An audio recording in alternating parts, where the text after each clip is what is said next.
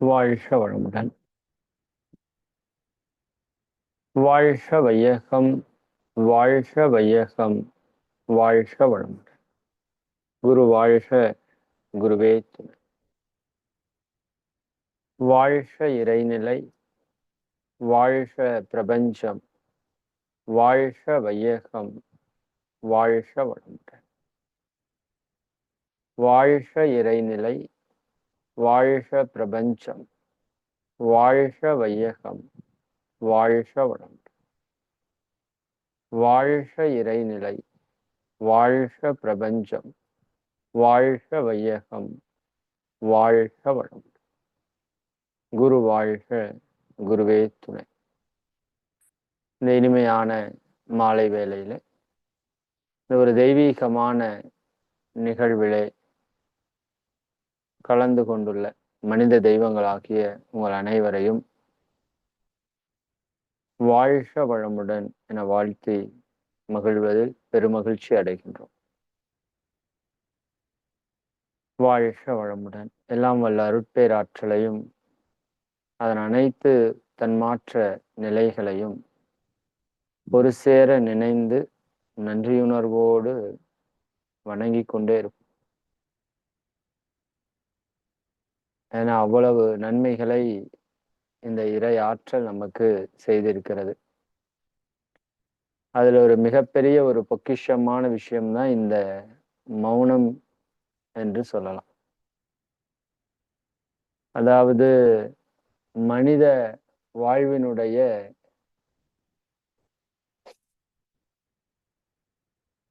மனித வாழ்வு அப்படிங்கிறது இயற்கையினுடைய ஒரு மாபெரும் சிறப்பு என்று நாம பேசிக்கொண்டிருக்கிறோம் இல்லையா?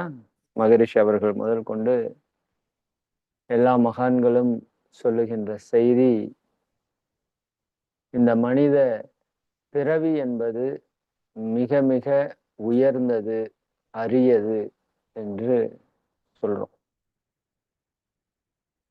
அரிது அரிது மானிடராய் பிறத்தல் அரிதுங்கிறத பல ஆண்டுகளாக நம்ம கேட்டு வந்திருக்கோம்.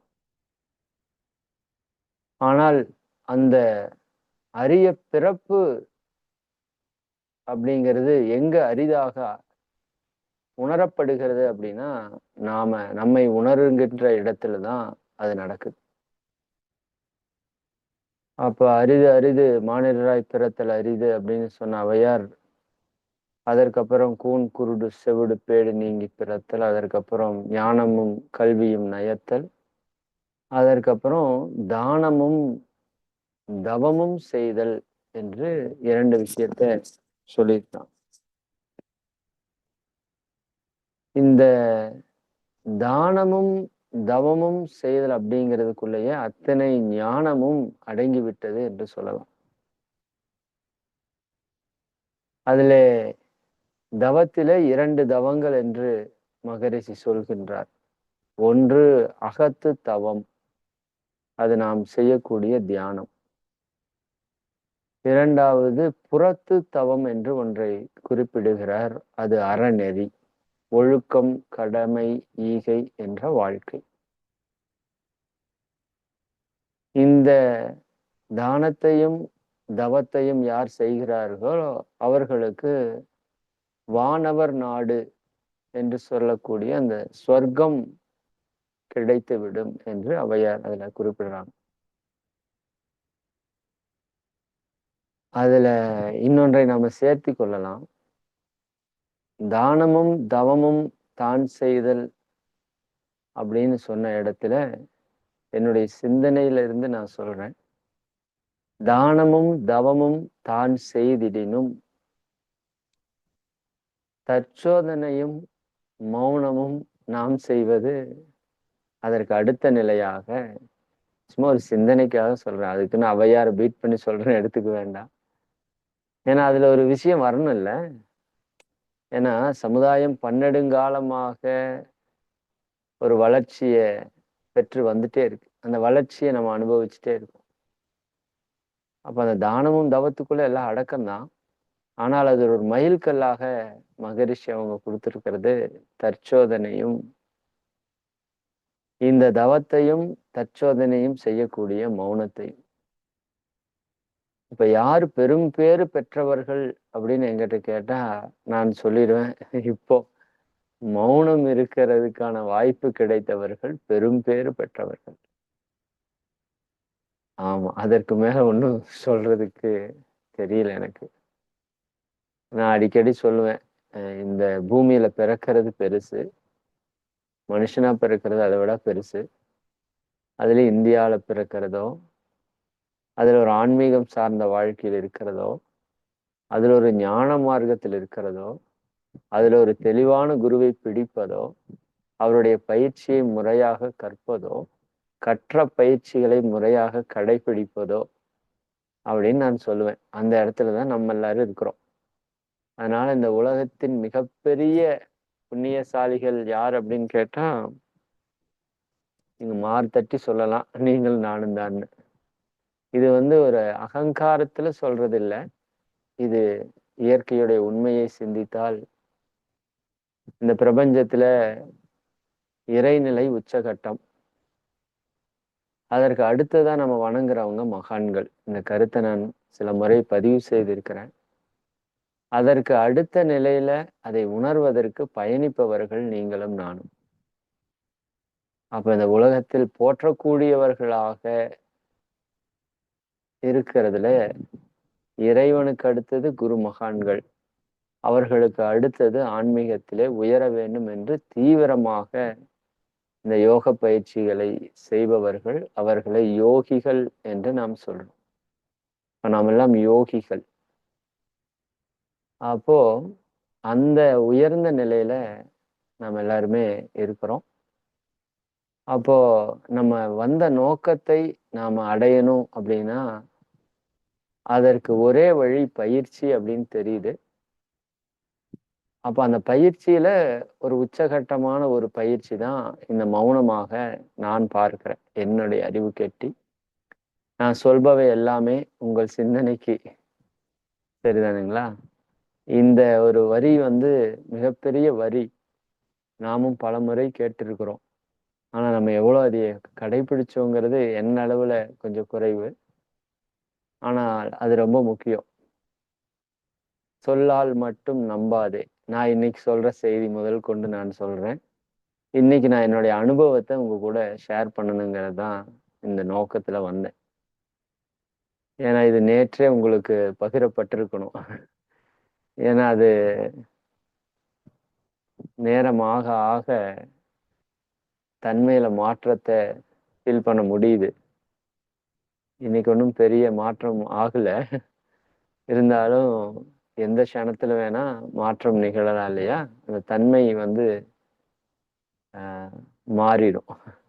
அதனால சூட்டோட சூடா அதைய பகிர்ந்தரணும். அதனாலதான் இன்னைக்கு சில ஆசிரியர்கள் பேசுறது அவங்க எல்லாருமே மன்னிச்சுக்கணும். அவங்க நிகழ்ச்சி ஆக்சுவலா இன்னைக்கு நேற்றுக்கு அதை நம்ம பகிர முடியாததுனால இன்னைக்கு மாலையில இங்க பகிர்ந்தரலாம். ஏன்னா இது விட்டுட்டோம்னா அந்த இதைய அப்படியே கொடுக்க முடியாம போயிருமோன்னு ஒரு பயம். இன்னும் நல்லா உணர்ந்துட்டோம்னா அந்த பயம் வராது. மகான்களுக்கு அந்த பயம் வரப்போறது இல்லை. அவங்க 30 நாள் மௌனத்துல இருந்தாலும், மௌனத்திலேயே இல்லாம இருந்தாலும், அவங்க உணர்வு பெற்றுட்டாங்க. அப்போ அவங்க எப்ப பேசினாலும் பெற்ற உணர்வு தானே. அது அவங்களுக்கு அந்த பயம் வராது. ஆனா எனக்கு இன்னும் அந்த பயம் வருதுனாலே, இன்னும் கொஞ்சம் முழுமையில இன்னும் கொஞ்சம் மிச்சம் மீதி பாக்கி இருக்கு. இன்னும் 100% ஞானம் அப்படிங்கிறத அடையல அப்படிங்கிறது தெரியுது. அதெல்லாம் தான் இதனோட ஒரு ஒரு சின்ன விஷயம். அப்போ எனக்கு என்னன்னா, இப்போ கிடைச்சத உங்க கூட பகிர்ந்துக்கணும். அப்படிங்கிறது தான் இந்த நிகழ்வுடைய நோக்கம். அந்த விதத்துல நிறைய விஷயம் இருக்குது. சொன்ன மாதிரி 30 நாட்கள், 24 மணி நேரம், கிட்டத்தட்ட 720 மணி நேரம் பெற்ற ஒரு விஷயத்த இங்க 1 மணி நேரத்துல 60 மணி துளிகள்ல சொல்லணும் அப்படின்னா முடியாதுதான். அதுல ரொம்ப முக்கியமான சில விஷயங்களை மட்டும் உங்ககிட்ட பகிர்ந்துக்கிறேன். வரக்கூடிய காலங்கள்ல ஒவ்வொன்றா அந்த சிந்தனையை உங்ககிட்ட பகிர்ந்துக்கிறேன். ரொம்ப ரொம்ப முக்கியம் என்ன அப்படின்னா, அழகர் ஐயா நேற்றுக்கு ரொம்ப அற்புதமா அந்த விஷயத்த சொன்னாங்க. ஆக்சுவலா அந்த உரையெல்லாம் நாங்க மௌனம் தொடங்குறப்ப கேட்டிருக்க வேண்டிய உரை இல்லையா? நிறைவு என்னைக்காவது கேட்கறதுக்கு இறைவன் கருணை புரிந்தான். அதுதான் ரொம்ப முக்கியம். ஒரு மௌனம்னா என்ன அப்படிங்கிறத மிக தெளிவான ஒரு விளக்கமாக அவங்க 4 இறை ஞான ஆசிரியர்களும் நமக்கு தெளிவுபடுத்துறாங்க. அதுல ஏன் நம்ம மௌனம் இருக்கணும் அப்படிங்கிறத அழகர் ஐயா ரொம்ப அழகா சொன்னாங்க. நம்ம மற்ற நாட்கள்ல பண்ணக்கூடிய தியானங்கள் கொஞ்ச நேரம் தியானம் பண்றோம். மறுபடியும் நம்ம இயல்பு வாழ்க்கைக்கு வந்துடுறோம். அப்போ அந்த தியானத்தினுடைய ஆழத்தை நம்மால தொட முடியறதில்ல. அப்போ மௌனம் என்பது நாம் தியானத்தினுடைய ஆழத்தை தொடுவதற்கான ஒரு பெரிய விஷயம். அது இந்த முறை மௌனத்திலையும் பல்வேறு விதமான தியான அனுபவங்களை நம்மால் பெற முடிஞ்சது.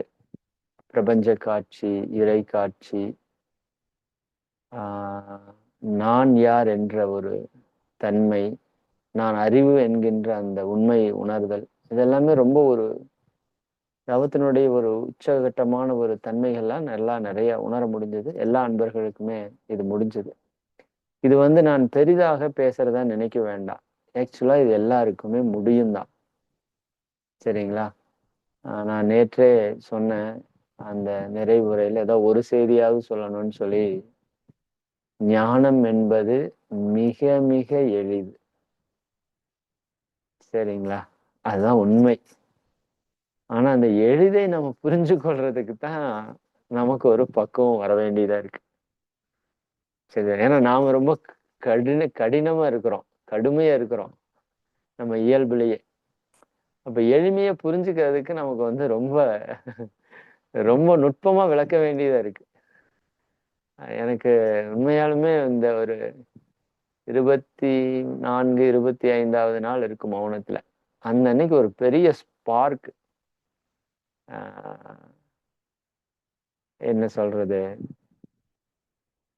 இந்த ஏதோ ஒரு விஞ்ஞானி குளிச்சுட்டு இருக்கிறப்போ அவருக்கு ஏதோ தெரிஞ்ச உடனேயும் அந்த துணியே ஆடையே இல்லாம ரோட்ல ஓடிட்டு ஏதோ கத்திட்டு நான் கண்டுபிடிச்சிட்டேன், யுரேகா யுரேகா அப்படின்ட்டு ஓடுவாருன்னு சொல்லி நீங்க கேள்விப்பட்டிருக்கலாம் அந்த ஒரு விஷயம்.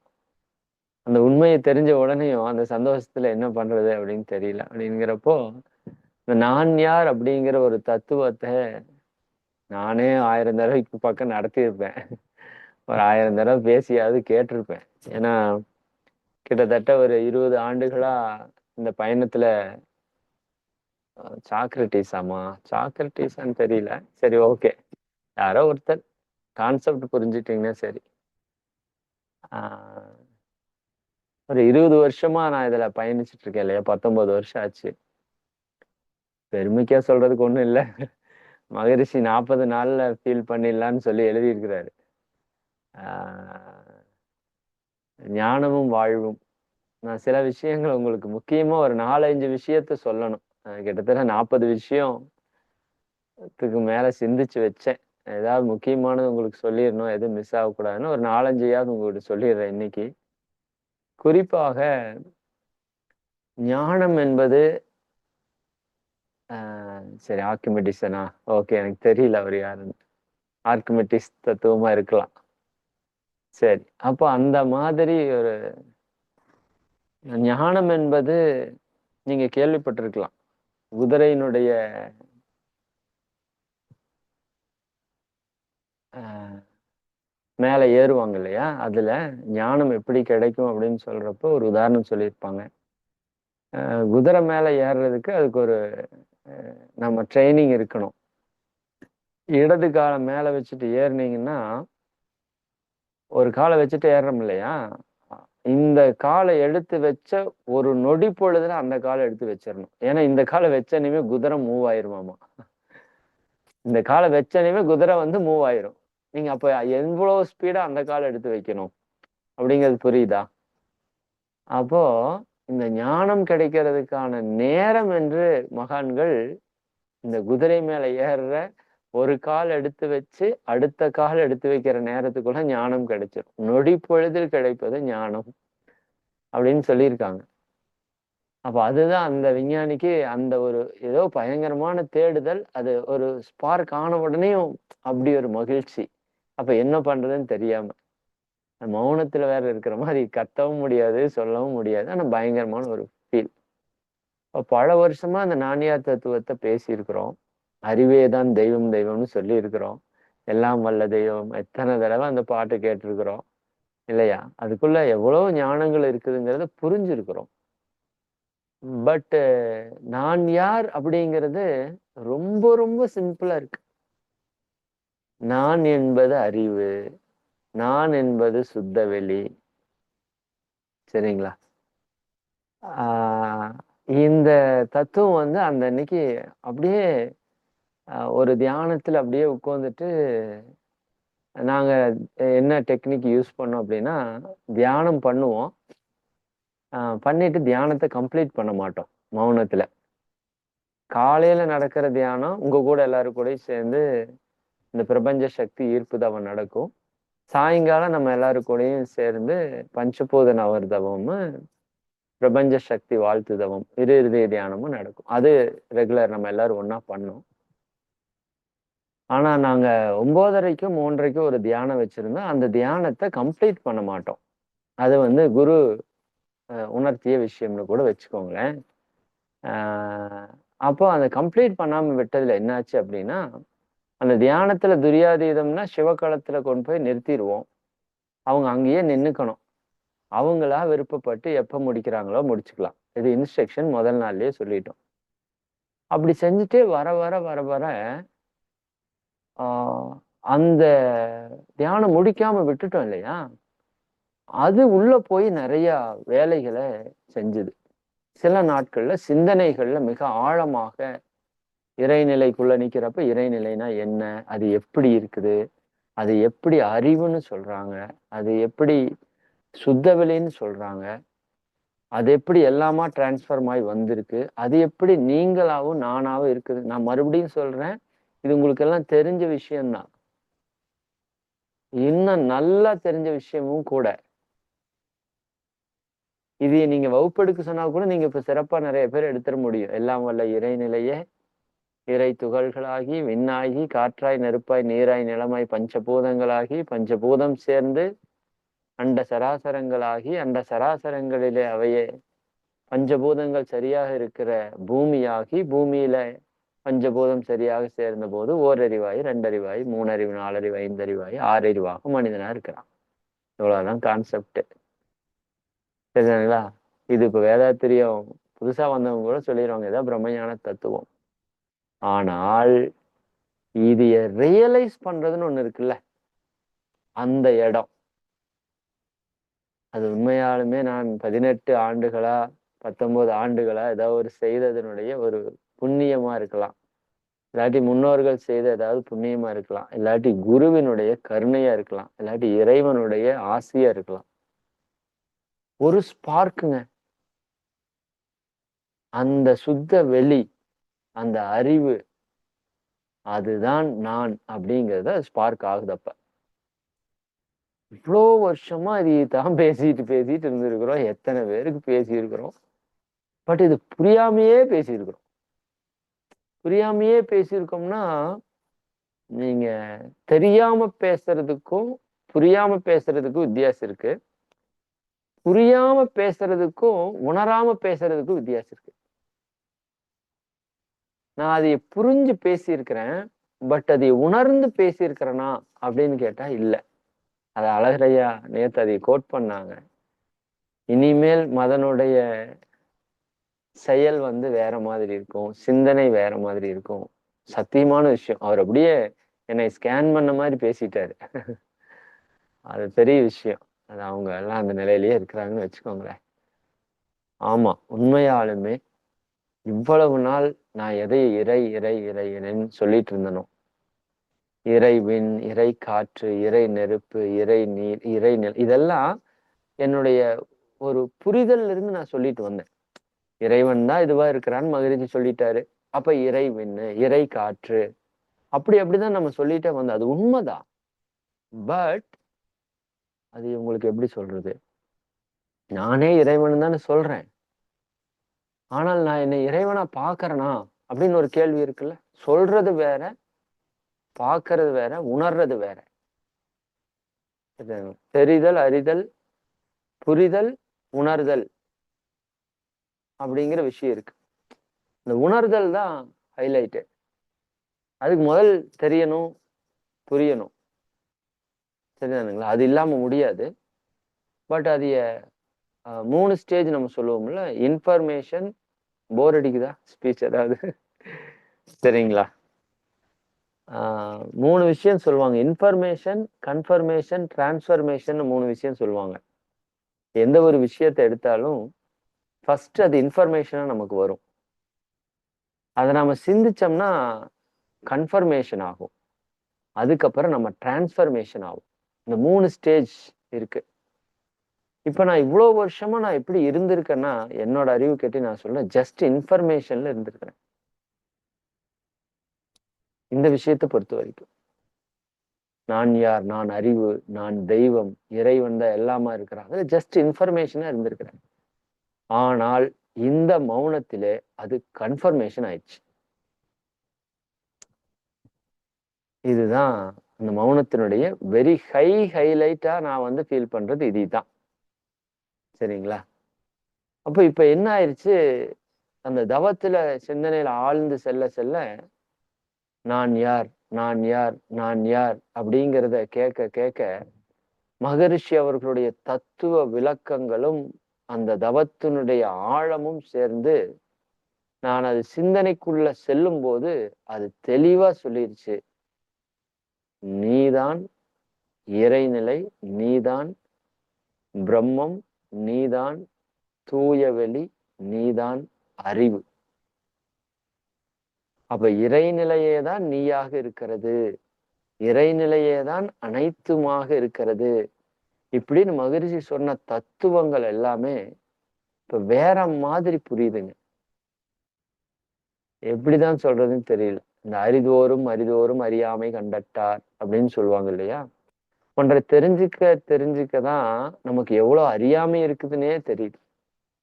அப்ப இத்தனை வருஷமா எனக்கு ஒண்ணுமே தெரியல. இப்பவுமே தெரிஞ்சுதான் தெரியல. பட் இப்ப தெரிஞ்ச அனுபவத்தை வச்சு இத்தனை வருஷமா நான் தெரிஞ்சுக்கிட்டது ஒண்ணுமே இல்லை. இப்பதான் அது தெரிஞ்சிருக்கிறேன். எத்தனை ஆசிரியர்கள் எத்தனை இடத்துல நடத்தி இருக்கிறாங்க. அறிவே தெய்வம், நான் யார் தத்துவம். ஆனா அந்த ஸ்பார்க் ஆன உடனே இதுதான் நான், இந்த சுத்த வெளிதான் நான், அதுதான் எல்லாமா இருக்குது அப்படிங்கிறது ஒரு ஸ்பார்க் நடக்குதுங்க. நடக்கும், எல்லாருக்குமே நடக்கும். சரிங்களா? அது நம்ம எவ்வளவு தீவிரமா பயிற்சியும் முயற்சியும் பண்றோமோ அந்த அளவுக்கு சீக்கிரமா நடக்கும். சரிங்களா? அந்த ஸ்பார்க்கு இந்த மௌனத்துல எனக்கு கிடைச்சது. நிச்சயமா எல்லாருக்கும் கிடைக்கும். மறுபடியும் சொல்றேன், எனக்கு கிடைச்சது பெருசுன்னு நான் சொல்லல. அது ரொம்ப ரொம்ப சிம்பிளாவும் இருக்கு. எனக்கு இதைய உணர்றதுக்கு தான் இவ்வளவு கஷ்டமா அப்படின்னு ஆயிப்போச்சு.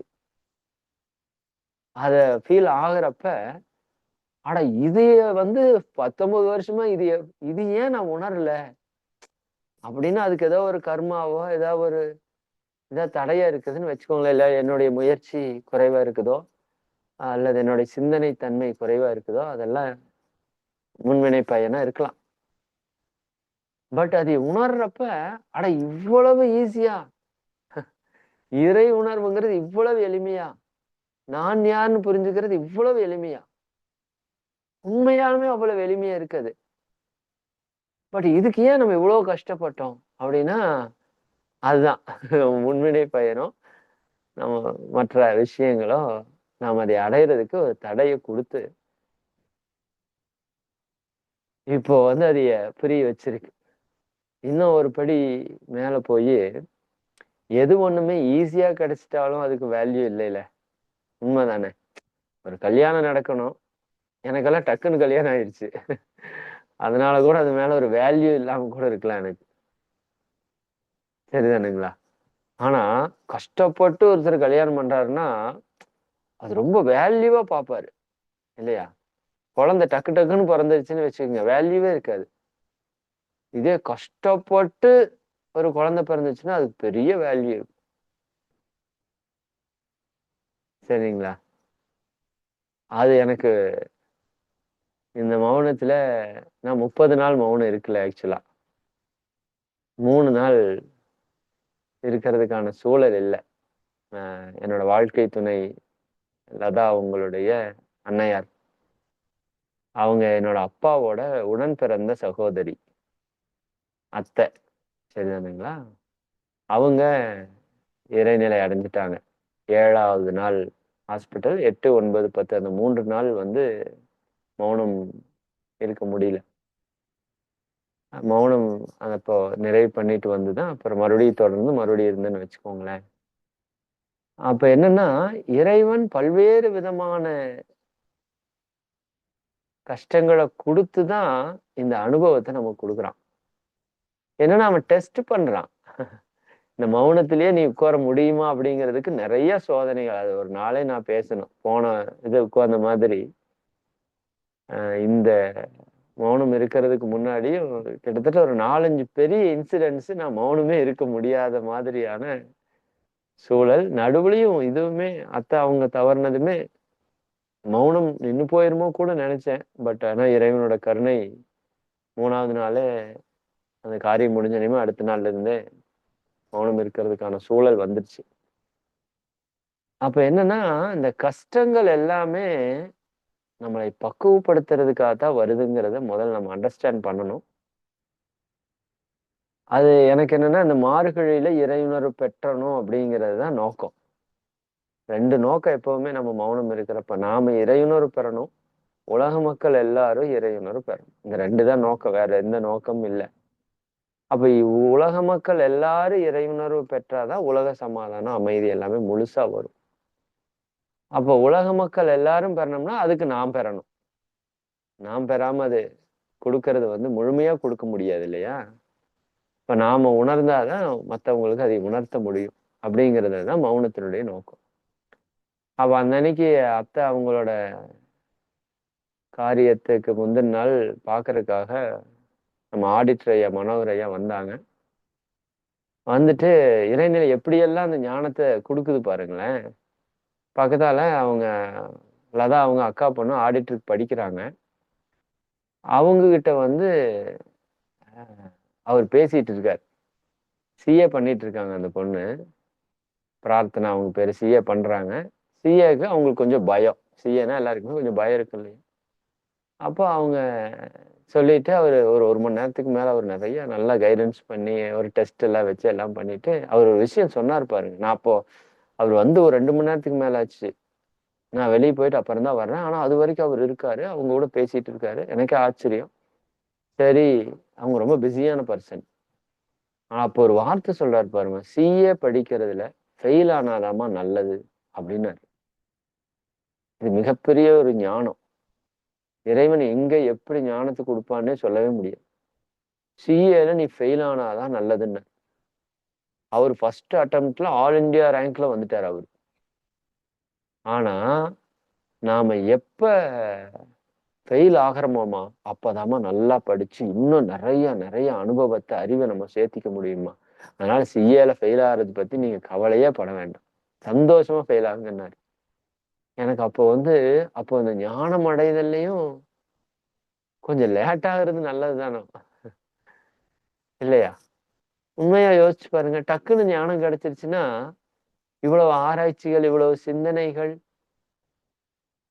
அது எல்லாமே இருக்காது.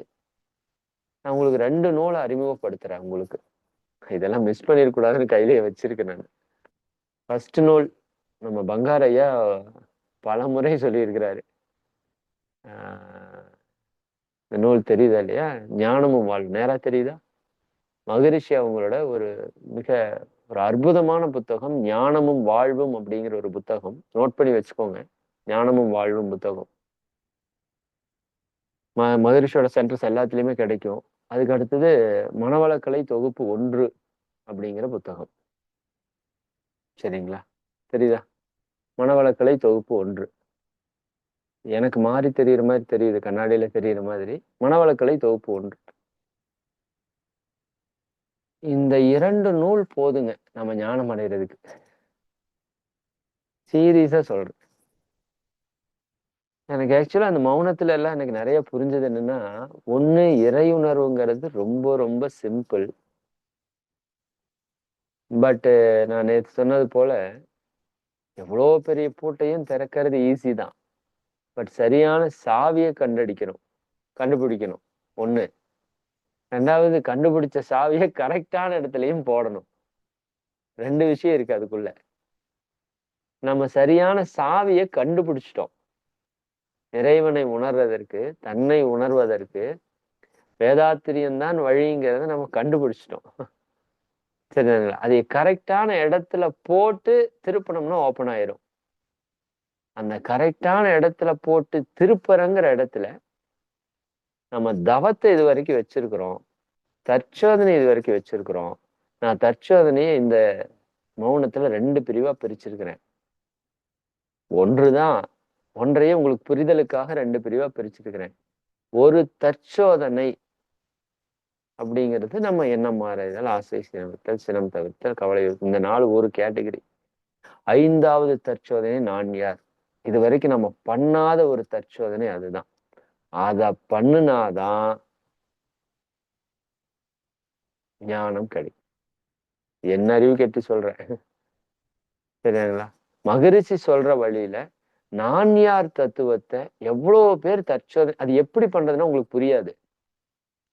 சார் இது என்ன இதுல இருக்கு, கவலை ஒழித்தல், ஆசை சினமித்தல், சினம் தவிர்த்தல் எல்லாம் மகரிஷி அட்டவணை கொடுத்துருக்காங்க. நாங்க உட்காந்து பண்றோம். நான் யார் எப்படி சார் பண்றது? நாங்களும் பண்ணலாம் தான் நினைக்கிறோம். சரி, அதுக்கு நீங்க என்ன பண்ணணும்னா, இந்த புத்தகத்துல முதல் நான் யார் தத்துவத்தை நீங்க படிக்கணும். இந்த புக்கை எடுக்கிறதுக்கு முன்னாடி, சரிதானுங்களா? இந்த புக்கு தான் ஃபர்ஸ்ட் புக்கு. மனவளக்கலை தொகுப்பு 1. இதுதான் மூலமும், இதுதான் முடிவும், இதுதாங்க. மகரிஷி இவ்வளவு நூல்கள், இவ்வளவு கவிதைகளா எழுதியிருக்காரு. எனக்கு தெரிஞ்சு அதெல்லாம் தேவையில்லை. இந்த ஒரு புத்தகம் கொடுத்திருக்காரு பாருங்க, இதுவே போதும். நான் தான் சொல்லிட்டேன், ஞானம் அடைகிறதுக்கு இது போதும். ஞானமும் வாழ்வும்னு ஒரு புக்கு கொடுத்திருக்காரு. அது முழு புக்கு கூட நீங்க படிக்க வேண்டாம். முதல் 40 பகுதிகள், 40 பக்கங்கள், பகுதிகள் 40 பக்கம் தத்துவம்னு ஒரு ஒரு 40 பக்கத்துக்கு எழுதியிருக்காருங்க. அந்த 40வது பக்கத்துல டாப்ல ஃபர்ஸ்ட் லைன்ல என்ன எழுதியிருக்காரு தெரியுங்களா? 40 நாள் போதும் நீ இந்த அறிவை பெறுவதற்கு, நிறைவு பெறுவதற்குன்னு. இது எங்க போய் சொல்றது பாருங்க. இதில் நான் 20 வருஷமா இருக்கிறேன். இன்னைக்குதான் அதை நான் பாக்குறேன். இதுக்கு முன்னாடி நான் அதை பார்த்திருக்கிறேன். இதுக்கு முன்னாடி நான் அதை படிச்சிருக்கிறேன். சரிங்களா? ஆனா அப்பவெல்லாம் எனக்கு அது பிடிபடல. ஓப்பனா சொல்லணும்னா அதான் உண்மை. இந்த புத்தகத்தை எத்தனையோ முறை படிச்சிருக்கிறேன். எத்தனை பேருக்கு ரெக்கமெண்ட் பண்ணியிருக்கிறேன். எத்தனை ஆசிரியர் பயிற்சிக்கு சொல்றப்ப சொல்லியிருக்கிறேன். ஆனா அது இப்பதான் நமக்கு என் அறிவுக்கு அது பெரிய விஷயமா புலப்படுது. அதனால நம்ம ஞானம் அடைவதற்கு 2 நூல் போதும். மனவளக்கலை தொகுப்பு 1. அது இன்னைக்கு எடுங்க. சரி, இல்லைன்னா தயவு செஞ்சு வாங்குங்க. அத படிங்க.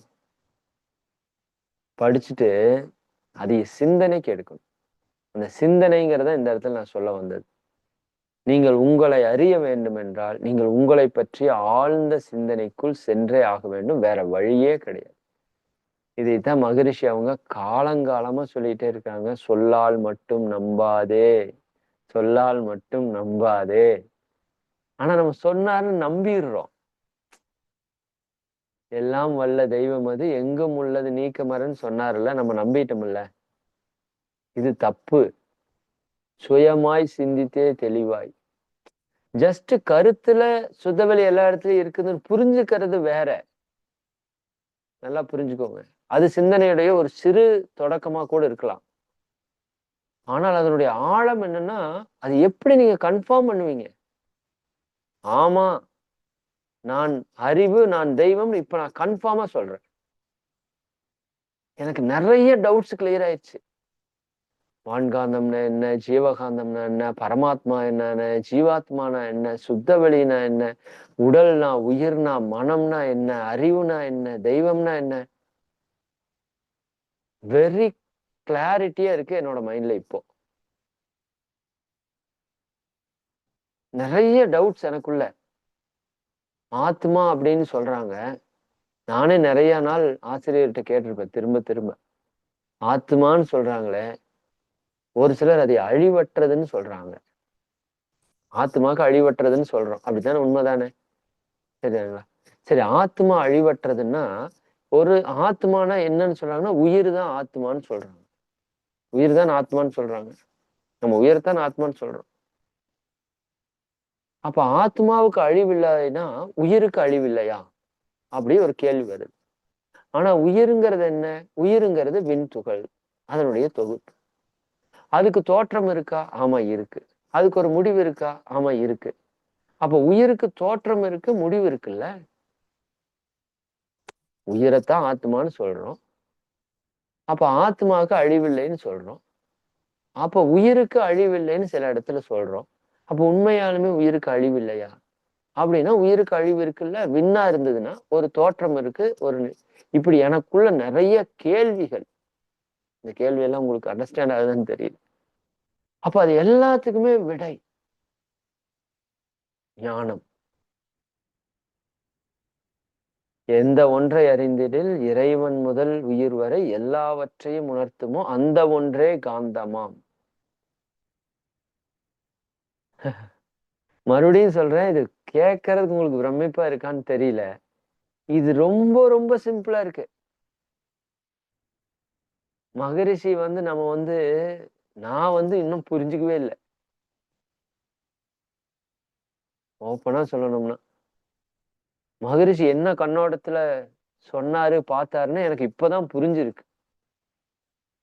இனி அந்த கண்ணோட்டத்துலதான் நம்ம பயிற்சியே போகணும்னு நினைக்கிறேன். அவர் கொடுக்குற கண்ணோட்டமே ரொம்ப சிம்பிளா இருக்குங்க. நம்ம தான் அது ரொம்ப ஹார்ட் பண்ணிட்டோமோன்னு நினைக்கிறேன். அவர் எளிய முறை குண்டலினி யோகம், எளிய முறை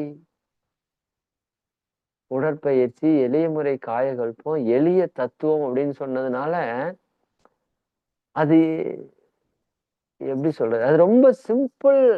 ஆமா சிம்பிள் தான். பட் அது என்ன செய்யணுமோ அது செஞ்சிருது. சரிதானுங்களா?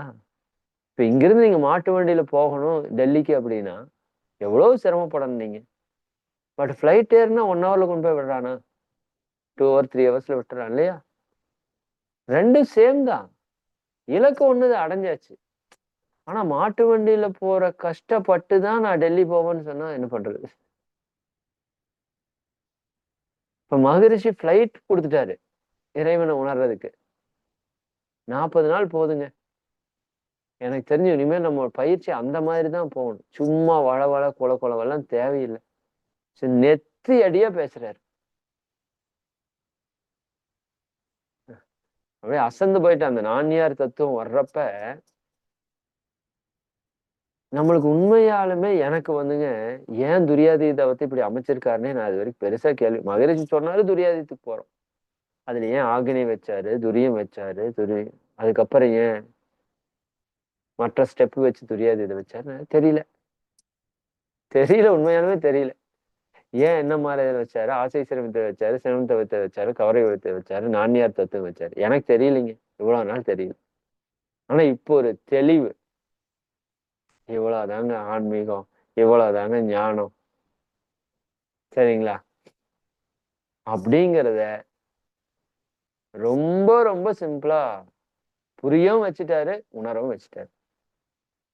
குருவனுடைய கருணைக்கு அளவே இல்லை அப்படிங்கிறதெல்லாம் இந்த மௌனத்துல உணர முடிஞ்சது. ஒவ்வொன்னையும் அவரு தாங்க நடத்துறாரு. ஓப்பனா சொல்லணும்னா நாமெல்லாம் சும்மா கருவி. கம்முன்னு இருந்தா நல்லா பயன்படுத்துறாரு. தன்முனைப்போடு இருந்தா தூக்கி போட்டுறாரு, அவ்வளவுதான். நாம ஒண்ணுமே இல்லைங்க, எல்லாமே அவருதான் பண்றாரு. அதை நிதர்சனமா ஃபீல் பண்ண முடியுது. மௌனத்துக்கு போறப்ப எந்த பிளானும் இல்லை, எந்த திட்டமிடுதலும் இல்லை. மௌனத்துக்கு போயாச்சு. என்னோடது என்ன ஒரே கண்டிஷன் என்ன, நீங்க யாரு வேணா வந்து மௌனம் இருந்துக்கலாம், உங்க சௌரியத்துக்கு இருந்துக்குங்க,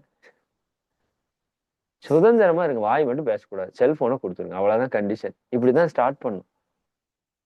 பட் அது ஒவ்வொரு நாளும் குரு நமக்குள்ள கொடுக்கிற விஷயம், இறை நமக்குள்ள கொடுக்கிற விஷயம், அதைய தற்சோதனைக்கு கொடுக்கிற ஒரு விஷயமா இருக்கட்டும், அந்த தவத்தை டியூன் பண்ணி கொடுக்கிற விஷயமா இருக்கட்டும், எல்லாமே வந்து எக்ஸ்ட்ரானரியான ஒரு பிளான். இது சாதாரண மனுஷ அறிவால பண்ண முடியாது. இது இறை உணர்ந்தவர்களால் தான் திட்டமிட முடியும். இதுல ஒரு இறைநிலை தவம் கிடைச்சது பாருங்க, சான்ஸே இல்லைங்க. இறைநிலை தவத்தை மகரிஷி வந்து பெரிய அளவுல சொன்னது வந்து இறைநிலை தவம். நான் அடிக்கடி சொல்லுவேன், இந்த தவத்தை யார் ஒருவர் நாள் தவறாமல் செய்து வந்தாலும் அவருடைய அகத்துணர்வாக இறை காட்சி வந்தே தீரும்னு எழுதியிருக்காரு. அப்படிதான் தவமே முடிப்பாரு. நீங்க அந்த தவம் பண்ணீங்கன்னா தெரியும். பட் அந்த தவத்தை வேற லெவல்ல அவர் சொல்லியிருக்காரு. அது நமக்கு இன்னும் புரியவே இல்லை எனக்கு. அங்க வந்த மௌனத்திலிருந்து அத்தனை பேருக்கு அது புரிஞ்சுது. அந்த விளக்கத்தினுடைய வீடியோ அப்பதான் என் கையில கிடைக்குது. 25வது நாளோ என்னவோ நினைக்கிறேன். அப்பதான் அது கிடைக்குது எனக்கு. இதெல்லாம் மிராக்கிள்ங்க. நான் சொல்றது உங்களுக்கு எப்படி எடுத்துக்கிறீங்கன்னு தெரியும். இதெல்லாம் மிராக்கிள்ஸ். அதிசயங்கள் நிகழ்ந்ததுன்னு சொல்லணும். சரிங்களா? அப்போ அந்த குரு தான் எல்லாமே பண்றாங்க. அப்போ வெரி வெரி சிம்பிள். ஞானம்ங்கிறது மிக மிக எளிதுதான். ஆனா அது புரியிறப்பதான் தெரியும் அது எளிதுன்னு. நானே இவ்வளவு நாள் கஷ்டப்பட்டுட்டு தான் இருந்தேன். இல்லையா? அடைஞ்சிரணும். இப்போ ஓரளவுக்கு அடைஞ்ச மாதிரி இருக்கு. 100% ஞானம் அடைஞ்சிட்டேன்னு நான் சொல்லல. சரிங்களா? ஆனால் அத டேஸ்ட்ட பார்த்துட்டேன். நான் யாருங்கிறத நீங்க உணர்ந்துட்டாலே, அந்த டேஸ்ட்டுக்கு நீங்க உள்ள வந்துட்டீங்கன்னு அர்த்தம். அப்ப அச்சீவ்மென்ட் மிக சீக்கிரமா நடக்க போகுதுங்கிறது, நான் பக்கமா நெருங்கிட்டேன்னு எனக்கு ஃபீல் வந்துருச்சு. இவ்வளவு நாள் அதுக்கு ஒரு தாகம் இருக்கும்ல, ஒரு ஏக்கம் இருக்கும்ல, அது பெருசா இல்ல இப்போ. சரி புரிஞ்சிருச்சு. இதுதான் அந்த என்ன சொல்றது? ஒரு நுனி பிடிச்சுட்டேன். இன்னொரு நுனிய பிடிக்கிறது கஷ்டமே இல்ல. இதுல போனா பிடிச்சிடலாம். நீங்க எல்லாரும் அந்த ஒரு நுனிய பிடிச்சிடலாம். அத நான் தனியா ஒரு வகுப்பா உங்களுக்கு அத மட்டும் எடுக்கிறேன். நான் யார் அப்படிங்கிறத, அது பெருசா ஒண்ணும் இல்ல. அது நான் ஒரு இதா வேற ஏன் போடுவானே. முடிஞ்சா இப்பவே சொல்றேன். டைம் இருந்ததுன்னா, அத சொல்லிரணும். எப்படியாச்சும் உங்களுக்கு வந்து டைம் ஆயிருச்சு இல்லையா? 7:30 கண்டிப்பா முடிக்கணும். இன்னொரு நாள் சொல்றேன். சரிதானுங்களா? ஏன்னா 8 மணிக்கு கண்டிப்பா படுக்கணும். இது மௌனத்துல நான் எடுத்திருக்கிற சங்கல்பம். பல ஆண்டா எடுத்துட்டு இருக்கிற சங்கல்பம் இந்த வருஷம் எதுக்காகவும் அதை விட்டுக் கொடுக்கிறதா இல்ல. சரிங்களா? போன வருஷம் மௌனத்திலேயே நெறைய உணர்வுகள் கிடைத்தது. நெறைய ஞானங்கள் கிடைத்தது. 140 ஞானங்கள எழுதி வச்சிருந்தேன். பட் அது எவ்வளோ லைஃப்ல அப்ளை பண்ணி அந்த நிலைக்கு வந்தேன் அப்படிங்கிறது வந்து ஆ கொஞ்சம் கேள்விதான். ஏன்னா, அந்த தியானத்துல நல்லா மௌனத்துல ஆழ்ந்து போயிட்டேன் போன வருஷம். ஆனா அது வந்ததுக்கு அப்புறம் அதை தக்க வைக்கல நானு. போன வருஷம் நான் பண்ண பெரிய தவறு.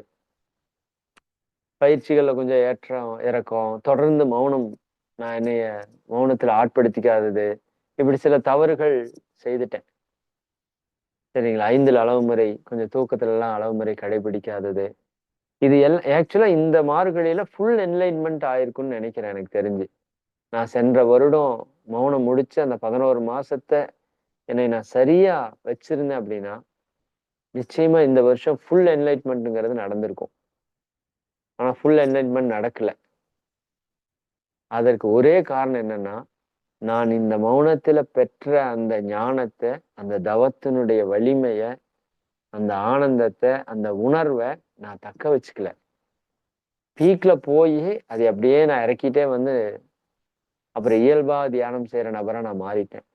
ஆனா இந்த ஆண்டு அது நடக்காது. இப்பவே ஃபிக்ஸ் பண்ணிட்டேன். ஒவ்வொரு பௌர்ணமியும், ஒவ்வொரு அமாவாசையும் 2 நாள் குறைந்தபட்சம்.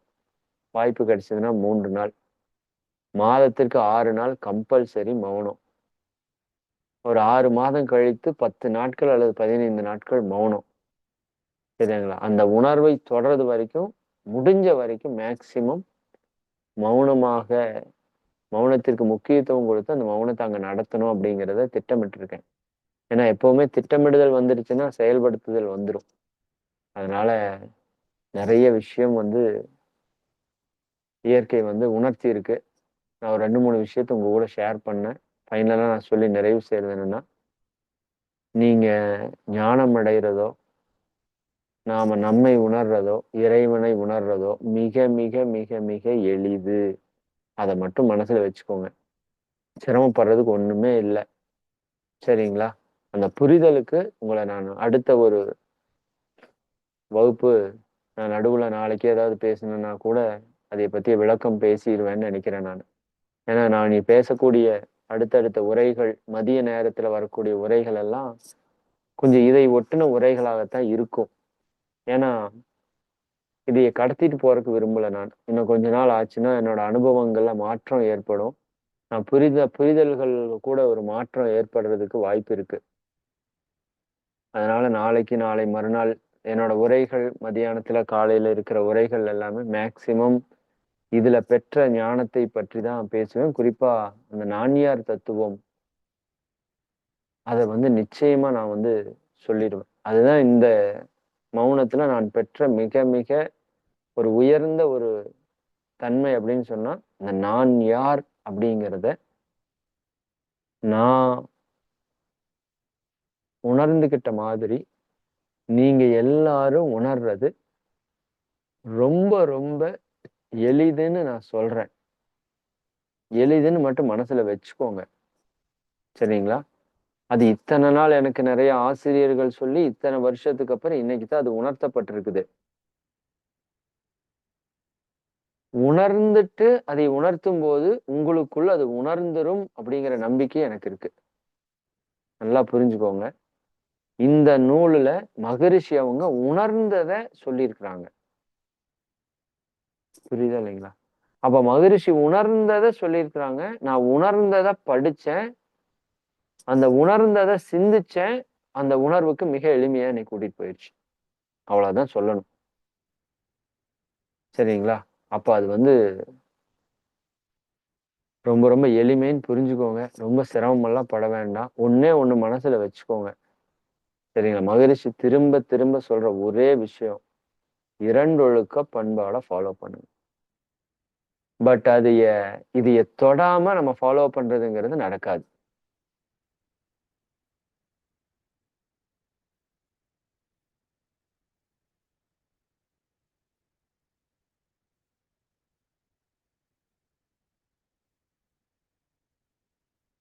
ஆமா, இது ஏதோ நடக்குதே!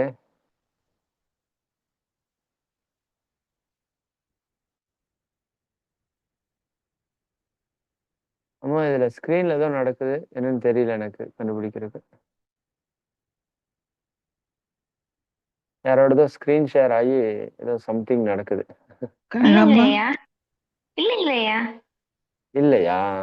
ஆமா வந்ததுங்கம்மா வந்தது ஸ்கிரீன்ல வந்துதா ஏதோ ஆமா ஒருவேளை சரி, ஏதோ பரவால்ல. ஷேர் ஆச்சு. யாராவது இது பண்ணிருப்பாங்களா இருக்கும். ம். சரிம்மா, பரவால்ல. மகிழ்ச்சி. சரி. நம்ம உரைய நிறைவு செய்ற காலம் வந்துருச்சு.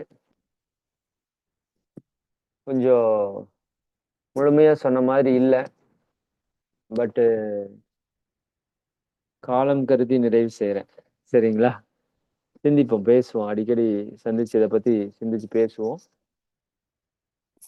சரியான பாதையில போயிட்டு இருக்கோம்.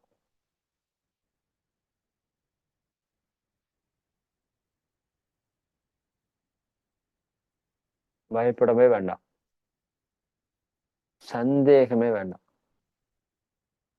100% கிளியரா சரியான பாதையில போயிட்டு இருக்கோம். எளிதுதான் பாதை. ஆனா 100% கிளியரான பாதை. நான் இப்ப சொல்றேன். நல்லா மனசுல வச்சுக்கோங்க. மகரிஷி ஏதோ சம்திங் மட்டும் சொல்லிட்டாரு. சிலது சொல்லாம விட்டாரு. ரொம்ப டீப்பா இருக்கிற விஷயத்தெல்லாம் சொல்லாம விட்டாரு. இன்னும் எத்தனையோ உள்ள இருக்குதுன்னா, நெறைய பேர் காது பட என்கிட்ட சொல்லி எல்லாம் கேட்டிருக்கேன். அது அத்தனையும் தூக்கி நான் குப்பையில போட்டேன். இந்த 25வது நாள்ல, 20வது நாள்ல. எல்லாத்தையும் சொல்லிட்டாருங்க. எல்லாத்தையும் முடிச்சுட்டாரு அவரு. புரியல நம்மளுக்கு. சரிதானுங்களா? அதுதான் இப்ப பிரச்சனை. ரொம்ப ரொம்ப சிம்பிளா சொல்லிட்டாரு. சரியான பாதையில இருக்கிறோம். எல்லாரும் இறையுணர்வு பெறுவது நிச்சயங்க. மாற்று கருத்து இல்ல. கொஞ்சம் முயற்சி பண்ணணும். கொஞ்சம் மௌனம் இருக்கணும். வேற ஒண்ணும் நீங்க பண்ண வேண்டாம். நீங்க மத்ததெல்லாம் சிறப்பா பண்றீங்க. மௌனத்துல உங்களை நீங்க ஈடுபடுத்திக்கோங்க. மன தூய்மை நிகழணும், வினை தூய்மை நிகழணும்னா ஒரே வழி மௌனம் தாங்க. ரொம்ப சீக்கிரமா வந்துடலாம். நான் அதான் போன வருஷம் சொன்னேன். 18 வருஷத்தை வீணாக்கிட்டனே, இன்னும் 30 நாள் உட்காராம. சரியா? இந்த தடவை அதே தான் சொல்றேன். இந்த 11 மாசத்தை வீணாக்கிட்டனோ, நேத்தி கூட பேசிட்டு இருக்கிறப்ப அதுதான் சொன்னேன். இன்னொரு 30 நாள் கண்டினியூவா உட்கார்ந்தா ஃபுல்லா தொட்டுட்டு வந்துடலாம்.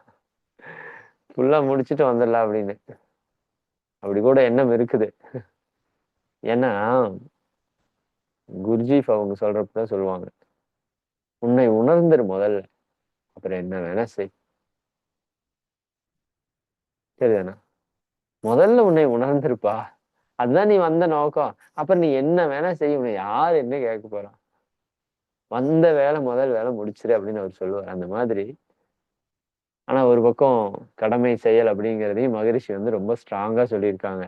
சரியா? ஆனா இப்போ ஒரு புரிதல் வந்துருச்சு. இவ்வளவு நாள் நான் செய்த கடமை செயல் சேவையில ஞானத்தை அடைவதற்கான ஒரு தன்மை இருந்தாலும், இனி அந்த போக்கு வந்து முற்றிலுமாக மாறிடுன்னு நினைக்கிறேன். அந்த கைடன்ஸ் எல்லாமே உங்களுக்கும் சொல்றதுக்கு நிச்சயமா முயற்சி பண்றேன். அதனால மிக சரியான வழியில போயிட்டு இருக்கோம். மிக எளிமையான வழியா இருக்குதுன்னு எடுத்துக்க வேண்டாம். மௌனம் இருக்கிறதுக்கு எல்லாருமே முயற்சி பண்ணுங்க. மகிழ்ச்சி சொன்ன மாதிரி, மோன நிலையின் பெருமையினை யார் எவருக்கு முன் படர்ந்து வாயாலே சொல்லக்கூடும். யாரு வந்து உங்களுக்கு சொல்ல முடியும்? அவரே சொல்லிட்டாரு. சரிங்களா? மோனத்தில் அறிவு தோய்ந்து பிறந்தால் முன்வினையும் பின்வினையும் நீக்க கற்கும். மோன நிலை தவறாது கடமையாற்ற வெற்றி, அமைதி, நிறைவு, மகிழ்ச்சி உண்டாம். அது கிடைச்சிருச்சுங்க. அவ்வளவுதான். வெற்றி, அமைதி, நிறைவு, மகிழ்ச்சி எல்லாம் கிடைச்சிருச்சு. என்ன கேட்டா, நான் இன்னைக்கு எப்படி இருக்கிறனோ அப்படி எல்லா நாளும் இருந்தா போகுதுன்னு நினைக்கிறேன். இந்த பிறந்த நாள், திருமண நாள் எல்லாம் வாழ்த்துவாங்களே, இன்னைக்குமா நீ எப்பவுமே சந்தோஷமா இருன்னு. சரிங்களா? நான் இன்னைக்கு வந்து நார்மல் லைஃப்ல எப்படி இருந்தனோ, எப்படி இருக்கிறனோ அப்படி எப்பவுமே இருந்தா போதுங்கிற அளவுக்கு வந்துருச்சு. சரிங்களா? அந்த அளவுக்கு ரொம்ப வாழ்க்கை வந்து பயங்கரமான மகிழ்ச்சியா, ஆனந்தமா, சந்தோஷமா இருக்கிறதுக்கான ஒரு சூழல், ஒரு வாய்ப்பை இயற்கை இறைநிலை நமக்கு கொடுத்துருக்கு. அதை பத்தி நான் நிறைய பேசணும், பேசுறேன். ஆஹ் சரி, மகிழ்ச்சி. ஏதாவது ஒண்ணு சொல்லியிருக்கோம்னு நினைக்கிறேன். சரி, சிறப்பு. உங்க எல்லாரையும் வாழ்த்தி நிறைவு செய்வோம். வாழ்க வளமுடன், வாழ்க வளமுடன். எல்லாம் வல்ல அருட்பேராற்றலுடைய கருணையினால் நீங்களும் உங்கள் அன்பு குடும்ப உறுப்பினர்கள் அனைவரும், இந்த உலக மக்கள் அனைவரும் அருட்பேராற்றல் கருணையினால் உடல் நலம், நீலாயுள், நிறை செல்வம், உயர் புகழ், மெஞ்ஞானம் ஓங்கி, இறை உணர்வு, அறநெறி, கல்வி, தனம், தானியம், இளமை, வலிவு, துணிவு, நன்மக்கட் பேறு, அறிவில் உயர்ந்தோர் நட்பு, அன்புடைமை, அகத்தவம், அழகு, புகழ், மனித மதிப்புணர்ந்து ஒழுகும் பண்பு, குறையுடைமை எனும் பேறு 16 பெற்று பெருவாழ்வு வாழ்க. வாழ்க வளமுடன், வாழ்க வளமுடன், வாழ்க வாழ்க இறைநிலை, வாழ்க பிரபஞ்சம், வாழ்க வையகம், வாழ்க வாழ்க வளமுடன். நண்பர்களே, இப்போ இந்த மார்கழி மாத மகா மௌன ரகசியங்கள் அப்படிங்கிறதுல இது வந்து பார்ட் 1ன்னு வச்சுக்கோங்க. இது ஒரு 2-3 பகுதிகளாக நம்ம கொண்டு போகலாம். ஏன்னா நீங்க எல்லாருக்குமே இது வந்து சேரணும்னு நினைக்கிறேன். இதுல கிடைச்ச விஷயங்களை நம்ம அடுத்தடுத்த என்னுடைய உரைகள் எப்ப வந்தாலும் இந்த மௌனத்துல பெற்ற அனுபவத்தை தான் முழுமையா பேச போறேன். அதனால அது பார்ட் 2, 3 அப்படின்னு வரும். அதிகபட்சம் ஒரு 4-5 உரைகள் வர்றதுக்கு வாய்ப்பு இருக்கு. அந்த உரைகள் எல்லாத்தையுமே தயவு செஞ்சு கேளுங்க. இன்னைக்கு நான் எதையுமே உங்களுக்கு ஒன்றை மட்டும் எடுத்து முழுசா சொல்லல, அப்படியே அள்ளி சிலவற்றை அப்படியே தெளிச்சிட்டு போயிருக்கேன். இதில் ஒவ்வொன்றிலையும் விஷயத்தை எடுத்து தனித்தனியா கொஞ்சம் பேசினா உங்களுக்கு இன்னும் ஒரு ஆழமான ஒரு புரிதல் நிகழும்னு நினைக்கிறேன். அதனால நீங்க அந்த உரைகளை வாய்ப்பு இருக்கிறப்போ யூடியூப்லயோ நேர்லயோ ஜூம்லயோ வந்து டைரக்டா கேளுங்க. என்னுடைய அடுத்த உரைகள் எப்போ வந்தாலும் அது இதை ஒட்டி தான் இருக்கும். எப்பவுமே இந்த 7:30க்கு நம்ம நிகழ்ச்சி முடிச்ச உடனேயும் இந்த அன்பர்களுடைய அனுபவ உரையெல்லாம் வைப்போம். இந்த முறை அது வேண்டாம். அடுத்த முறை நம்ம வைத்துக் கொள்ளலாம். ஏன்னா 8 மணிக்கு படுக்கணுங்கிறது முதல் கண்டிஷன். என்ன ஆனாலும் சரி, 8:30 மணிக்கு இறையுணர்வு கிடைக்கும், 8 மணிக்கு படுக்காதேன்னு சொன்னா இனிமேல இறையுணர்வே வேண்டாம். ஏன்னா இந்த 5 அளமுறையிலையும் நம்மளோட பயிற்சியை சரியா முறையா செய்யறதுலையும் இந்த ரெண்டையும் செய்யறதுக்கு அடிப்படையா இருக்கிற நேர மேலாண்மையிலையும் இயற்கையோட இணைந்து வாழ்ற அந்த 4 விஷயத்துக்குள்ளதான் ஞானத்துக்கான அத்தனை விஷயம் அடக்கமா இருக்கு. இந்த 4ஐயும் ஸ்கிப் பண்ணிட்டு போய் நம்ம எங்கேயும் ஞானத்தை அடைய முடியாது. சரிங்களா? அதனால இந்த மார்கழி மாதம் 30 நாள் நம்ம செய்த பயிற்சி அப்படிங்கிறது பக்தி மார்க்கத்தில் இருக்கிறவங்க 30 நாள் விட்டுட்டு 31வது நாள் கோட்டை போய் நிக்கிற மாதிரி இல்லை. சரிங்களா? இது 365 நாளும் செய்யறதுக்காக 30 நாள் நம்மளை பழக்கப்படுத்தி இருக்கிறோம். சரிங்களா? அப்போ 31வது நாள் இதை விட்டுட்டு ஓடுறதுக்காக நம்ம பண்ணல.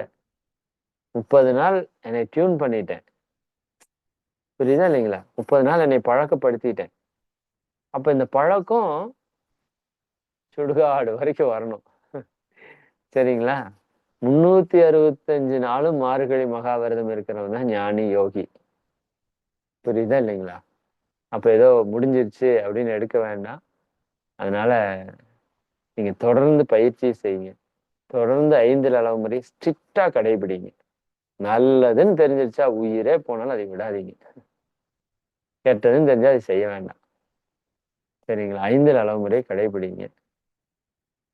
5 பயிற்சி கூட 6வதான உச்சகட்ட பயிற்சி மௌனத்தையும் எவ்வளோ நாளும் தொடர்ந்து இருக்கிறதுக்கு மாசம் இருக்கிறதுக்கு முயற்சி பண்ணுங்க. சரிங்களா? நேர மேலாண்மையை திட்டமிட்டுக்கோங்க. இயற்கையோட இணைஞ்சு வாழுங்க. கூடிய விரைவில் இறையுணர்வை நீங்க எல்லாருமே எய்துவது சத்தியம், நிச்சயம். அடிச்சு சொல்றேன், கன்ஃபார்மா நம்ம அடைஞ்சிட முடியும். அடுத்த வருடங்கிறப்ப இப்ப நமக்கு கிடைச்ச தெளிவுல பயணிச்சோம்னா அடுத்த வருஷம் அதிகம், மிக அதிகம். அதனால நிச்சயமா எல்லாரும் அடைய முடியக்கூடிய ஒரு இதுதான். சரி, அதனால இன்னைக்கு நான் உங்க கூட மற்றவங்க எல்லாரும் கூடயும் பேச முடியல. நாளைக்கு காலையில் நம்ம என்ன ஒரு பிளான் பண்ணியிருக்கோம்னா, காலையில 7:30க்கு வேண்டாம், 10 to 1 நாளைக்கு காலையில 10 மணியிலிருந்து 1 மணி வரை இந்த மார்கழி மாதத்துல மௌனத்துல கலந்துகிட்டோ அல்லது காலையில பிரபஞ்ச சக்தி தியானத்துல கலந்துகிட்டோ உங்களுக்குள்ள ஏற்பட்ட மாற்றங்களை நீங்க எல்லாருமே வந்து தயவு செஞ்சு ஷேர் பண்ணணும். இது ரொம்ப ரொம்ப எல்லாத்திட்டையும் ரொம்ப ரெக்வெஸ்டா நான் வந்து கேட்டுக்கிறேன். ஏன்னா இது எல்லாருக்கும் கொண்டு போய் சேர்த்துறதுல ரொம்ப முக்கியமான விஷயம் நாளைக்கு நீங்க செய்யறது. இந்த 1 மாதம் நீங்கள் செய்த பயிற்சிகள்ல நீங்க இருந்த மௌனத்துல இப்ப நான் எப்படி என்னோட அனுபவத்தை ஷேர் பண்ணணும், அப்படி உங்களோட அனுபவத்தெல்லாம் நீங்க வந்து ஷேர் பண்ணணும். நாளைக்கு ஒரு நாள்ல முடிஞ்சதுன்னா முடிச்சுக்கலாம், இல்லாட்டி நாளானைக்கும் அதையவே நம்ம கண்டினியூ பண்ணலாம். ஏன்னா உங்களோட அனுபவம் ரொம்ப ரொம்ப முக்கியம். அது இன்னும் சில விஷயங்களுக்கு எனக்கு தேவையாம இருக்குது. நம்மளோட பயிற்சியை இன்னும் அதிகப்படியான மக்களுக்கு கொண்டு போறதுக்கு சில விஷயங்கள் தேவையா இருக்கு. அது எல்லாமே நான் உங்களுக்கு பின்னாடி சொல்றேன். அதனால உங்க எல்லாருக்கும் ஒரு வேண்டுகோள் என்னன்னா, நாளைக்கு காலையில 10 to 1 இந்த மார்கழி மகா விரதத்துல மௌனத்துல கலந்துக்கிட்டவங்க எல்லாருமே மேக்சிமம் எல்லாருமே தயவு செஞ்சு நீங்க ஒரு அனுபவம் சின்னதா பெற்றிருந்தா கூட நீங்க உண்மையாலுமே இறை சாதனை மார்க்கத்திற்கு அல்லது மகரிஷிக்கு அல்லது இறைநிலைக்கு நீங்க ஏதாவது நன்றி கடன் செலுத்தணும் அப்படின்னா உங்க அனுபவத்தை பகிர்ந்துக்கோங்க. எனக்கு தெரியாதுங்க, ஜூம் ஓபன் பண்ண தெரியாது, அதெல்லாம் சொல்லக்கூடாது. முயற்சி பண்ணி வந்து உங்களோட அனுபவத்தை தயவு செஞ்சு சொல்லுங்க. நாளைக்கு காலையில 10 to 1 நீங்க எல்லாருமே வாங்க. 10 to 1ல நீங்க வர்றப்ப வந்து ஹேண்ட் ரைஸ் பண்ணி உங்களோட அனுபவத்தை பகிர்ந்துக்கோங்க. இந்த ஹீலிங் பயிற்சியெல்லாம் நம்ம பண்ணோம். வாட்டர் ஹீலிங் அதனாலலாம் என்ன மாற்றம் வந்தது? உடல் ரீதியா என்ன குணமானது? எனக்கெல்லாம் இப்ப நான் வந்து புதுசா பொறந்த மாதிரி இருக்கு என்னோட உடம்பு, மனசெல்லாம். ஒரு 20 வயசுல நான் எப்படி ஆற்றலோட இருந்தனோ அப்படி இருக்கிறேன். இப்ப எனக்கு ஃபீல் ஆகுது. என்னோட உடலினுடைய தன்மை, இந்த செல்கள் எல்லாம் ஏதாவது புதுசா வந்த மாதிரி இருக்கு எனக்கு. குழந்தை பிறந்தா எப்படி இருக்குமோ அப்படி ஒரு ஃபீல் வந்து எனக்கு உடல் நிலையிலயும் இருக்கு, மனநிலையிலயும் இருக்கு. இது அந்த மௌனத்தினுடைய மிகப்பெரிய கிஃப்ட். உடல்ல இருந்த பல ப்ராப்ளம்ஸ் எல்லாமே வந்து கியூர் ஆயிடுச்சு. எனக்கே மிராக்கிளா இருக்கு. இதெல்லாம் எப்படி? ஆனா இதுல சில சங்கல்ப நுட்பங்கள் எல்லாம் நமக்கு அதுல சப்போர்ட் பண்ணுச்சு. அதை பத்தி எல்லாம் பின்னாடி பேசுறேன் நான். அதனால இது ஒரு புது பிறப்பு மாதிரி இருக்குங்க. அந்த 30 நாள் மௌனம் வந்து நீங்க புதுசா பிறந்திருக்கிறீங்க. நான் பிறந்திருக்கேன். அப்படிதான் எனக்கு தெரியுது. அதனால அதெல்லாம் பெரிய கிஃப்ட். நீங்க வந்து நல்லா பயன்படுத்துங்க. முடியும்னு நினைச்சீங்கன்னா எல்லாராலையும் முடியும். அடுத்த ஆண்டு நம்மளோட இறை சாதனை மார்க்கத்தில் நாம ஒரு 200 பேராவது மௌனம் இருக்கிறதுக்கு ஏற்பாடு பண்ணலான்னு சிந்தனை இறை ஆற்றல் கொடுத்துருக்கு. இப்ப 100 பேர் பண்ற அளவுக்கு இடம் இருக்கு. இன்னொரு 100 பேர் பண்ற அளவுக்கு இடம் வந்துருன்னு நினைக்கிறேன். அப்போ அடுத்த வருஷம் நம்ம குறைஞ்சது ஒரு 100 பேர் வந்து 30 நாள் மௌனம் இருக்கணும்னு எனக்கு ஒரு எண்ணம். 100 பேர் அல்லது ஒரு 200 பேர் 30 நாள் மௌனம். நிச்சயமா பெரிய மாற்றம் நிகழுங்க. பிரபஞ்ச அளவுல மாற்றம் நிகழும். உலக அளவுல மிகப்பெரிய மாற்றம் நிகழும். நம்ம அத்தனை பேருக்குள்ளேயும் பெரும் மாற்றம் நிகழும். ஆனா அதுக்கு நீங்க என்ன பண்ணணும்னா, நீங்க உள்ள இருக்கிற எல்லாரும், இந்த உரையை கேட்கிற எல்லாரும், அடுத்த மாதம் மார்கழி 30 நாள்ல நான் மௌனம் இருப்பேன். அதற்கான சூழலை இறைவா நீங்க எனக்கு கொடுக்கணும். குருவே நீங்க எனக்கு நின்னு கொடுக்கணும். வேண்டுங்க. சங்கல்பம் பண்ணுங்க. அது ஒண்ணுதான் உங்களோட இலக்கா இருக்கணும். எப்படி மெக்கா போகணும்னு ஒரு இலக்கு வச்சுட்டு போயிட்டு வராங்க இல்லையா இஸ்லாமிய சகோதரர்கள். அப்படி 30 நாள் மௌனம் இருக்கிறது உங்களால் முடியும். முடியாதுங்கிறதுல ஒண்ணுமே கிடையாது. நீங்கள் முடியும் என்று மனம் வைத்தால் எதுவும் முடியும். இன்னைக்கு காலையில சுசீலாம்மா சொன்னாங்க, மலேசியால இருந்து நான் வந்து உங்க கூட மௌனம் இருப்பேன். முடியும். முடியாதுங்கிறதெல்லாம் கிடையாது. நீங்க என்ன யாரா வேணா இருங்க, என்னவா வேணா இருங்க. ஆனா நீங்க முடியும்னு நினைச்சாதான் முடியும். நான் எங்கேங்க முடியாது. சரி, உங்களால ஒண்ணுமே அங்க பிரயோஜனம் இல்லாம இருந்தாலும் நான் என்னங்க அப்படின்னு எங்கீங்கன்னு சொன்னீங்கன்னா முடியாது. அதனால உங்களுடைய இலக்கு இந்த வருடம் முழுக்க பயிற்சியை நல்லா செஞ்சுட்டே வாங்க. எக்காரணத்துக்காக காம்ப்ரமைஸ் ஆகாதீங்க. சரிங்களா? மௌனம் மாதம் இருக்கிறதுல இருந்துட்டு வாங்க. குறிப்பாக அடுத்த மார்கழியில நாம 100 பேர், குறைஞ்சபட்சம் அதிகபட்சம் 200 பேர் ஒரு மாசம் நம்ம மௌனம் இருக்கிறோம். பார்க்கலாம் எவ்வளவு பேருக்கு அந்த இறைவன் இந்த வாய்ப்பை கொடுத்திருக்கிறான். எவ்வளவு பேர் நீங்க உங்களோட வில் பவரை இன்க்ரீஸ் பண்ணி வர்றீங்கன்னு பார்க்கலாம். அடுத்த வருஷம் வந்தா நான் கேரண்டியா சொல்றேன், நீங்க வெளியே போறப்ப இறைவனோட போவீங்க. சேலஞ்சாவே நான் சொல்றேன். அடுத்த வருஷம் மௌனம் நடத்துறப்போ நான் முன்னாடியே 30 நாள் நான் மௌனம் போட்டணும்னு முடிவு பண்ணியிருக்கேன். முன்னாடி 30 நாள் நான் மௌனம் இருந்துட்டு அதுக்கப்புறம் 30 நாள் உங்களுக்கு மௌனம் நடத்தணும்னு முடிவு பண்ணியிருக்கேன்.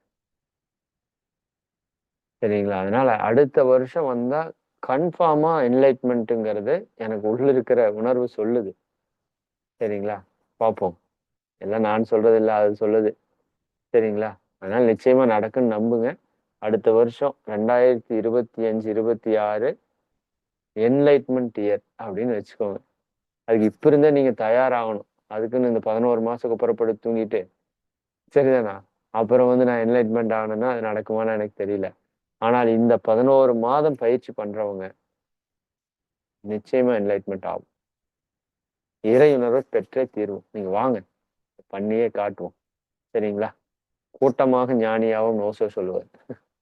கூட்டமாக ஞானம் அடைதல் நிகழும். அது எளிதாகவும் நிகழும். சரி, நன்றி. மிக்க நன்றி.